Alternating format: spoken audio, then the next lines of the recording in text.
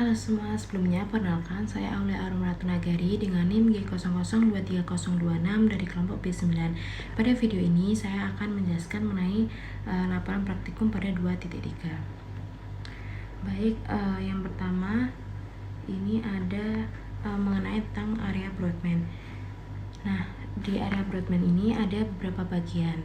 Nah, yang pertama itu seperti pada area Broadman 4 di sini itu merupakan area motorik primer atau gyrus presentralis. Nah, motorik primer ini bakal mengontrol gerakan volunteer wajah dan ekstremitas. Kemudian di sini juga berkaitan dengan tractus pyramidalis, dan jika terjadi lesi di area Broadman 4 ini dapat mengakibatkan paresis. Kemudian ada juga di sini area Broadman yang ke-6. Nah, area ini disebut juga dengan area motorik sekunder di gyrus postcentralis. Nah, motorik sekunder ini bakal mengendalikan gerakan volunteer berkaitan dengan tractus extrapyramidalis. Dan jika terjadi lesi, di sini akan dinamakan dengan apraksia.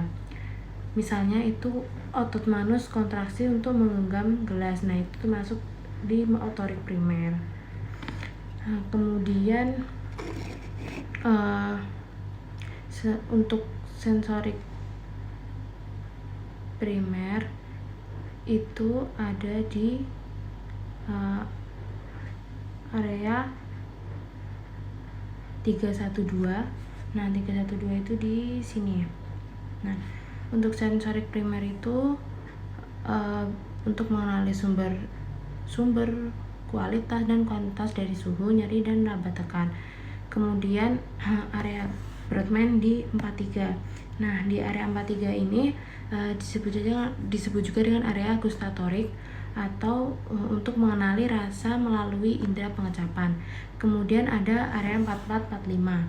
Nah, untuk area 4445 di sini itu dinamakan area bicara motorik atau area Broca. Nah, kan udah jelas namanya area bicara motorik, tentu saja untuk mengontrol aspek bicara motorik. Kemudian ada area 39, kemudian ada 40, dan ada di 22. Nah, ini merupakan area bicara sensorik atau area Wernicke.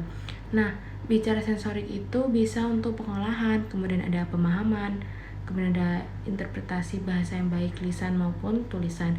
Nah, kalau ada contoh di sini, kalau ada lesi di sini, itu bisa menyebabkan seseorang dapat memahami isi pembicaraan namun tidak dapat memberikan respon kepada lawan bicaranya.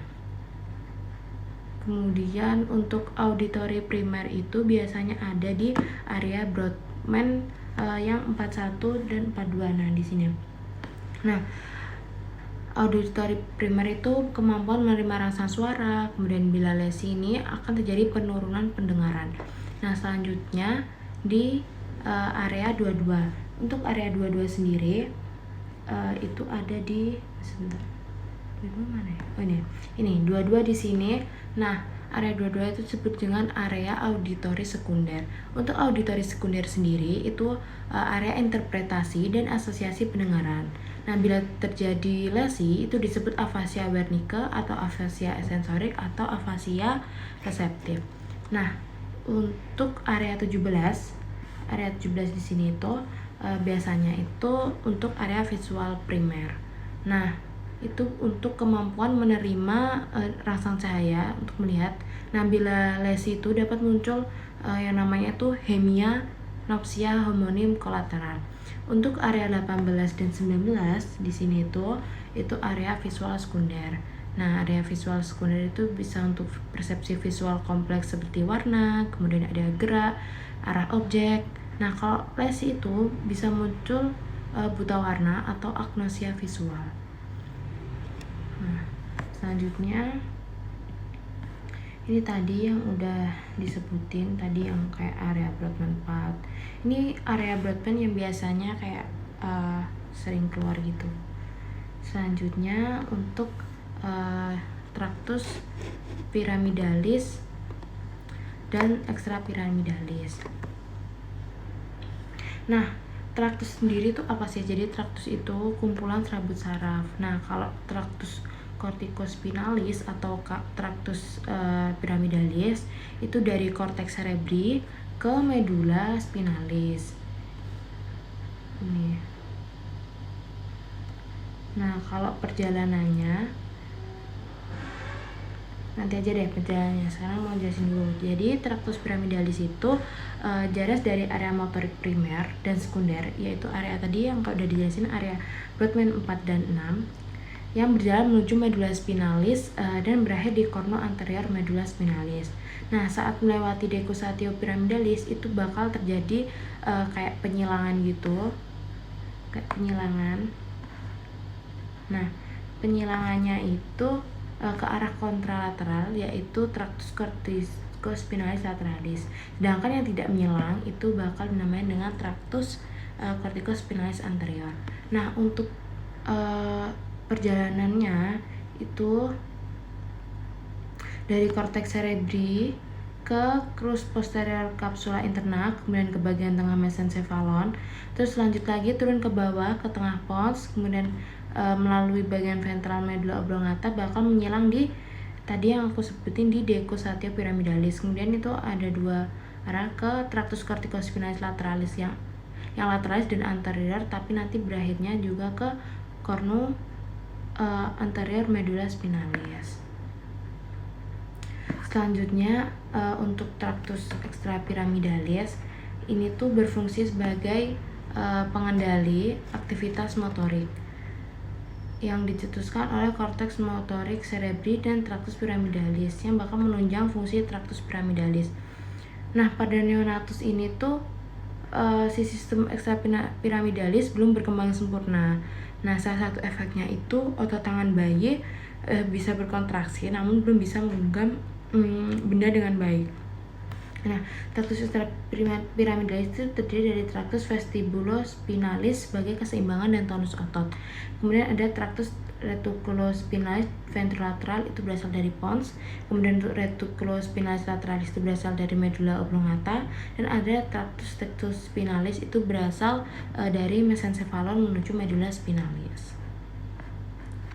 Nah, selanjutnya ada encephalon dan medulla spinalis. Baik, untuk yang pertama kita bakal bahas mengenai yang namanya cerebrum atau otak besar. Nah, si cerebrum ini itu bagian encephalon itu yang terbesar. Kemudian dia letaknya di fossa cranii anterior et media. Kemudian dia terdiri atas dua belahan. Yang pertama itu ada hemisferium cerebri dexter dan sinister. Nah, hemisferium cerebri ini itu tuh dipisahkan oleh sebuah visura, itu namanya ada visura longitudinalis cerebri dan dihubungkan oleh corpus callosum. Nah, selanjutnya kita bakal membahas mengenai ganglia basalis. Nah, untuk ganglia basalis sendiri itu merupakan kelompok substansia grisea atau nukleus yang terletak di sentral hemisferium cerebri atau di antara thalamus dengan substansia alba hemisferium cerebri. Kemudian ganglia basalis ini atau nukleus basalis ini tersusun atas yang pertama itu ada nukleus caudatus. Nah, nukleus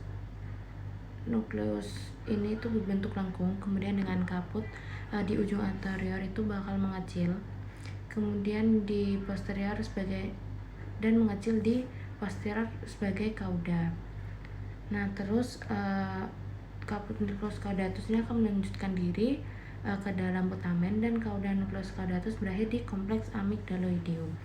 Yang kedua itu ada tersusun atas nukleus lentiformis. Nah, nukleus lentiformis ini terdiri dari dua bagian. Yang pertama itu ada putamen atau yang lateral, dan ada globus pallidus itu yang di medial. Kemudian dipisahkan oleh lamina medullaris externa. Nah, untuk yang ketiga itu corpus atau nukleus amygdaloideum yang berhubungan dengan sistem limbik dan juga berhubungan erat dengan unsur pada gyrus hippocampus. Yang keempat itu tersusun atas claustrum, yaitu lamina graecea tipis di antara putamen dan insula. Selanjutnya kita akan bahas mengenai renencephalon. Nah, renencephalon itu terdiri dari apa saja? Yang pertama itu ada bulbus olfactorius. Kemudian ada tractus olfactorius, ada substantia perfora anterior. Kemudian ada formatio hippocampi, ada area septalis, area piriformis, dan ada fornix.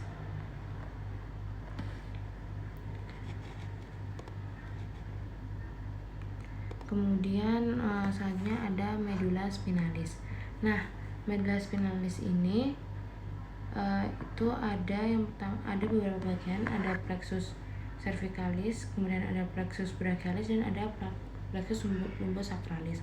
Nah, di plexus cervicalis ini dibentuk oleh rami primari ventralis, kemudian ada nervi cervicalis 1 sampai 7, yaitu nervi spinalis yang berasal dari segmen cervical 1 sampai 4. Kemudian ada plexus brachialis, itu dibentuk oleh nervi cervicalis 5, 6, 7, 8 dan nervus thoracal 1. Nah, untuk plexus lumbosacralis itu ada plexus lumbalis, plexus sacralis, kemudian ada plexus coccygeus. Nah, di sini dari nervus lumbalis 1 sampai 5, dan nervi sacralis 1 sampai 4, kemudian ada yang plexus coccygeus itu dari nervi sacralis 4 sampai 5 dan nervus coccygeus. Selanjutnya ada 12 nervi craniales. Nah, nervi craniales ini adalah nervus yang keluar dari otak, itu yang berjumlah 12 dan punya fungsi sendiri. Nah, setiap nervus ini keluar memiliki jarak sensor aferen dan motor, yaitu eferen. Nah, saraf kranial ini tuh diberi nomor berdasarkan lokasi mereka di batang otak, dari superior ke inferior, lalu medial ke lateral, dan urutan keluarnya itu mereka dari tengkorak, dari anterior ke posterior. Nah, terus penamaan nervus juga sesuai dengan fungsinya.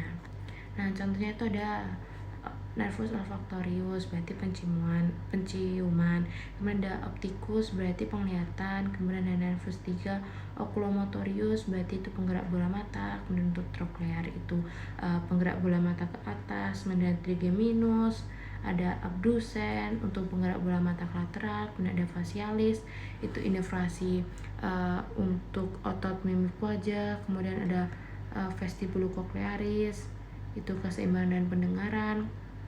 Kemudian ada glossopharyngeal, itu untuk inervasi tes bat, itu sepertiga posterior lidah dan inervasi otot faring. Kemudian ada otot nervus vagus, accessorius, dan hypoglossus. Selanjutnya untuk nervus kranial sendiri itu tuh diberikan tadi kayak sesuai lokasinya di batang otak dari superior ke lateral itu tadi. Terus untuk nervus cranialis ini yang pertama ada nervus olfactorius, itu nervus 1 itu keluarnya dari bulbus olfactorius. Nah, untuk nervus opticus itu dari chiasma opticum, kemudian nervus oculomotorius itu dari fossa interpeduncularis, kemudian nervus trochlearis itu dari cauda colliculus, kemudian nervus trigeminus itu dari brachium pontis, kemudian nervus abducens itu dari sulcus bulbopontinus, kemudian nervus facialis itu dari anglus cerebulopontinus, dan nervus vestibulocochlearis itu dari anglus cerebulopontinus. Nah, untuk nervus olfactorius dan opticus itu keluarnya dari cerebrum, sementara yang nervus 3 dan 4 ini itu keluarnya dari mesencephalon, sedangkan nervus 5 sampai nervus 8 itu dari pons. Nah, selanjutnya untuk nervus 9 atau glossopharynx itu keluarnya dari sulcus posterior lateralis. Jadi nervus glossopharynx, nervus vagus, sama accessorius itu keluarnya dari sulcus posterior lateralis, sedangkan yang nervus hypoglossus itu dari sulcus anterolaterales. Nah, mereka ini semua itu dari medulla oblongata. Selanjutnya ada circulus arteriosus Willisi. Nah, untuk circulus arteriosus Willisi ini jadi itu adalah arteri yang memvaskularisasi otak, dimulai dari arteri vertebralis yang dekstra dan sinistra, kemudian bergabung menjadi arteri basilaris, kemudian melalui sulcus basilaris pontis, kemudian arteri basilaris bercabang menjadi arteri cerebri posterior. Nah, di sisi lain tuh si arteri carotis interna itu bakal bercabang menjadi arteri cerebri media dan arteri cerebri anterior. Nah, untuk arteri cerebri anterior dextra dan sinistra itu dihubungkan oleh arteri communicans anterior, sedangkan arteri cerebri posterior dan arteri cerebri media ini itu tuh bakal dihubungkan sama arteri communicans posterior. Kemudian gimana sih perjalanan sinar melalui anatomi media refrakta hingga ke otak. Jadi kita tuh bisa melihat suatu benda itu kan ada proses melihat. Nah, proses melihat itu kan dimulai dari cahaya yang mengenai benda, kemudian masuk ke dalam mata secara berturut-turut melalui kornea, kemudian aqueous humor pupil, lensa mata, vitreous humor, dan akhirnya sampai pada reseptor yang ada di bintik kuning retina. Apabila rangsang sudah mengenai fotoreseptor itu, maka impuls sensorik itu akan menuju ke ganglia yang terdapat pada retina bagian depan. Kemudian impuls sensorik itu bakal meneruskannya ke serabut-serabut saraf yang jumlahnya sangat banyak, dan akhirnya sampai ke saraf optik hingga diteruskan ke otak untuk diproses menjadi respon cahaya dari sebuah benda yang masuk ke dalam mata membentuk bayangan kecil yang terbalik pada retina. Nah, untuk selanjutnya ada sulcus bulbi. Nah, ini kalau dilihat dari dextra, dari superiornya, kemudian kalau ini dextra dari lateralnya. Nah, gerakan bulbus oculi atau bola mata ini tuh dikontrol oleh 6 otot ekstraokuler. Nah, di dalam orbita yaitu yang dalam orbita ada 4 otot rectus. Yang pertama ada musculus rectus superior, kemudian ada yang inferior, kemudian ada yang medialis dan lateralis. Kemudian ada 2 otot oblik, yaitu oblik superior dan inferior. Nah, semua otot ekstraokuler ini tuh berorigo pada annulus tendineus communis atau annulus tendineosae, kecuali itu obliquus inferior dan superior. Nah, kalau yang oblik yang inferior ini berorigo pada fascias orbitalis maxilla di lateral incisura lacrimalis maxilla di regio anterior atau media orbita, sedangkan yang oblik superior itu berorigo pada corpus ossis sphenoidalis di media annulus tendineus communis dan serubung dural nervus opticus. Keempat otot rectus ekstraokuler itu masuk di anterior equator bola mata, sedangkan otot oblik orbita itu masuk di posterior equator. Nah, untuk struktur tendinosa seperti trochlear itu bakal menempel di anterior atria atas os frontal itu akan bekerja sebagai hipomokleon untuk musculus obliquus superior yang mengarahkan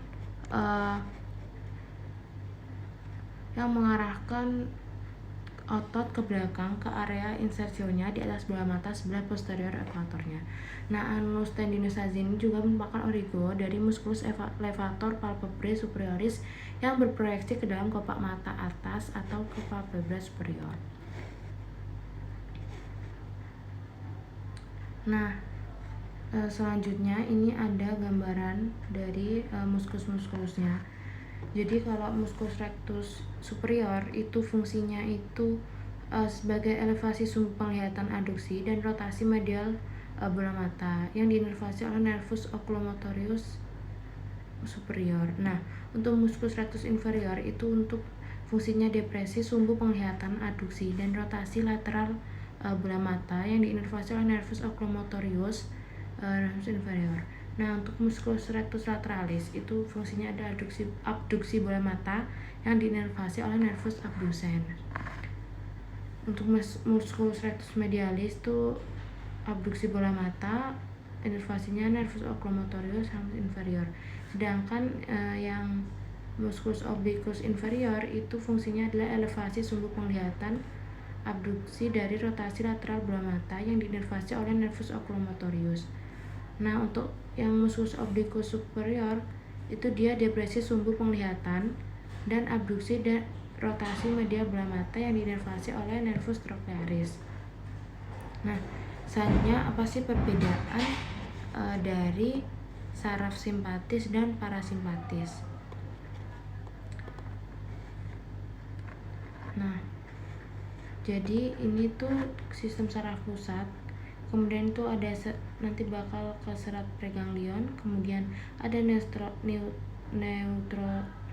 neurotransmitter preganglion, ke ganglion otonom, kemudian ke serat pasca preganglion, kemudian ada neurotransmitter pasca ganglion dan ke organ efektor. Nah, untuk sistem saraf simpati itu berasal dari regio thoracolumbar medulla spinalis yang memiliki serat preganglion cholinergic yang bakal mengeluarkan asetilkolin yang pendek, dan serat pasca ganglion adrenergic itu mengeluarkan norepinefrin yang panjang. Nah, sistem saraf parasimpatis ini berasal dari otak dan regio sacrum medulla spinalis yang memiliki serat preganglion cholinergic yang panjang dan serat pasca ganglion cholinergic yang pendek. Nah, pada umumnya serat pasca ganglion simpatis dan parasimpatis ini bersama-sama mensyarafi organ efektor yang sama. Nah, untuk medulla adrenal adalah suatu ganglion simpatis yang memiliki modifikasi yang bakal mengeluarkan epinefrin dan norepinefrin ke dalam darah. Nah, reseptor kolinergik nikotinik berada di ganglion autonom dan medulla adrenal serta berespons terhadap ACH yang dilepaskan oleh semua serat preganglion autonom. Untuk reseptor kolinergik muskarinik berada di efektor autonom dan merespon terhadap ACH yang dilepaskan oleh serat pasca ganglion parasimpatis. Reseptor adrenergik itu ada alfa 1, alfa 2, B1 dan B3 yang dilokasikan beragam di efektor autonom dan secara berbeda merespon terhadap norepinefrin yang dilepaskan oleh serat pasca ganglion simpatis dan epinefrin yang dilepaskan oleh medulla adrenal. Sebagai contoh yang di atas itu merupakan contoh saraf parasimpatis yang organ targetnya itu adalah jantung. Nah, kenapa parasimpatis? Ini menandakan itu seseorang sedang mengalami rest and digest, sehingga yang bekerja adalah saraf parasimpatisnya. Yang dikeluarkan adalah ACH sehingga responnya adalah jantung berdetak secara normal dan tidak terlalu cepat. Selanjutnya ya, kemudian perlu diingat juga kalau serat preganglion itu disebut serat cholinergic karena mereka mengeluarkan neurotransmitter yang sama, yaitu ACH. Sedangkan pada pasca ganglion di otonom atau simpatis, mereka itu bisa mengeluarkan neurotransmitter yang berbeda seperti NE disebut norepinefrin yang disebut sebagai serat adrenergic. Nah, sebagian besar serat preganglion saraf otonom itu sangat pendek, kemudian bersinaps dengan badan sel neuron pasca ganglion di dalam ganglion yang terletak di ganglion simpatis. Nah, pada simpatis neurotransmitter preganglion ada satu, yaitu ACH, dan neurotransmitter pasca ganglion otonom itu terbagi menjadi dua, yaitu ACH dan norepinefrin. Pada saat parasimpatis hanya ada satu neurotransmitter, yaitu ACH, serat preganglion parasimpatis itu berasal langsung dari kranium dan sakrum.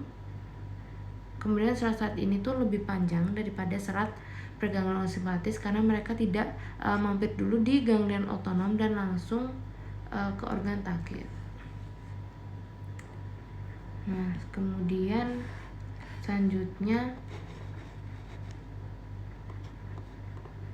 ini gambar yang biru itu secara simpatis, sedangkan yang merah ini parasimpatis. Di gambar ini merupakan organ-organ yang dipersarafi simpatis dan parasimpatis. Untuk kerjanya akan dijelaskan pada tabel berikut. Jadi mana ya? Aduh, sebentar. Nah, ini jadi tadi jantung tuh kalau simpat itu meningkatkan kecepatan denyut jantung dan meningkatkan kekuatan kontraksi jantung keseluruhan, sedangkan parasimpatisnya itu menurunkan kecepatan denyut jantung dan menurunkan kekuatan kontraksi atrium. Nah, ini bisa kayak paru. Kalau simpatis itu didilatasi bronkiolus, dan inhibisi sekresi mukus. Tapi kalau parasimpatisnya itu kontraksi bronkiolus dan stimulasi sekresi mukus.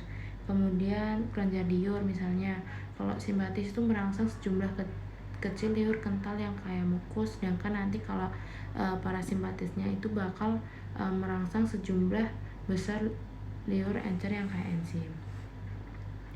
Nah, selanjutnya ini ada modalitas saraf kranial. Nah, untuk modalitas saraf kranial, sebelumnya yang tadi ini kalau pasti udah tahu semua sih, kalau simpatis itu flight or flight, tapi kalau parasimpatis itu ada rest and digest. Nah, kemudian untuk modalitas saraf kranial, modalitas sebelum kita bahas modalitas, jadi saraf sendiri itu kan dibagi menjadi beberapa jenis. Ada dari arah rangsangan, kemudian ada aferen dan eferen. Kemudian untuk bentuk rangsangan itu ada general, spesial, kemudian asal usul organ itu somatik dan visceral. Kalau aferen itu kan dari reseptor organ ke pusat saraf, sedangkan kalau eferen itu dari pusat saraf ke efektor organ. Nah, untuk bentuk rangsangan tadi general, umum itu seperti kayak nyeri, tekan, raba, panas, dingin. Kemudian kalau spesial itu khusus rangsang sensorik atau motorik dari organ indera seperti kayak mata, telinga, hidung, lidah, dan derivat arcus brachialis. Untuk asal usul organ sendiri itu dari somatik dan visceral, tadi udah disebutin. Kalau somatik itu kayak derivat dari ektodem kayak kulit, mata, kemudian ada telinga, lidah, otot jantung, dan otot skelet. Kalau visceral itu derivat endoderm atau otot mimik, kemudian otot pembuluh darah, otot mastikatoria, otot polos, faring, dan laring. Kemudian selanjutnya itu ada 7 tipe modalitas saraf kranial atau komponen fungsi dari nuklei nervi kranial, yaitu ada GSE, GVE, GSE, GVE, SVE, kemudian ada GVA, SVA, GSA, dan ada SSA. Kemudian untuk GSE itu motorik, otot skelet umum. Kalau GVE itu autonom, parasimpatis, kelenjar dan pupil umum. Kalau SV itu ada motorik, otot skelet dari arcus brachialis kayak otot pengunyah, otot mimik itu. Kalau GVA itu sensorik, organ visceral, kemudian dia umum kayak raba, tekan, suhu, nyeri. Kalau SVA itu spesial visceral afferent, itu sensorik, indera khusus derivat GIT, penciuman dan pengecapan. Kalau GSA itu kayak sensorik tubuh umum, raba, tekan, suhu, nyeri. Kalau SSA itu sensorik, indera khusus dari tubuh, visual, keseimbangan, pendengaran. Nah, untuk modalitas saraf kranial sendiri itu ada tabel ini, itu bagian modalitas dari masing-masing saraf kranial. Jadi kalau nervus 1 itu SVA, kalau nervus 2 itu SSA, nervus 3 GSE dan GVE, kemudian nervus 4 itu GSE, nervus 5 itu SVE GSA, nervus 6 itu GSE, nervus 7 itu GVE, SVA GSA, kalau nervus 8 itu ada SSA. Kemudian kalau nervus 9 itu ada GVE, GSE, GVA, SVA, GSA, nervus 5 itu GVE, SVE, GVA, SVA, GSA, nervus 11 itu SVE, nervus 12 itu GSE. Selanjutnya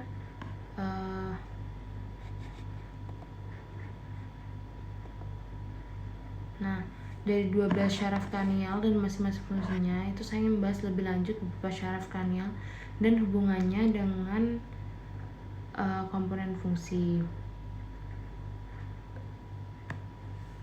Jadi nervus olfaktoris itu SVA itu bakal menerima impuls dari reseptor yang aferen, kemudian dia itu impulsnya berupa bau, berarti kan visceral ya. Organ inderanya itu hidung, berarti spesial. Nah, makanya itu SVA. Sedangkan kemudian contoh lagi nervus opticus. Nah, dia kan organnya inderanya mata, berarti kan dia spesial. Untuk cahaya itu berarti kan nanti somatik, dan dia itu menerima impuls dari reseptor kayak aferen gitu. Nah, selanjutnya udah selesai. Baik, sekian dari saya, terima kasih. Mohon maaf bila ada salah.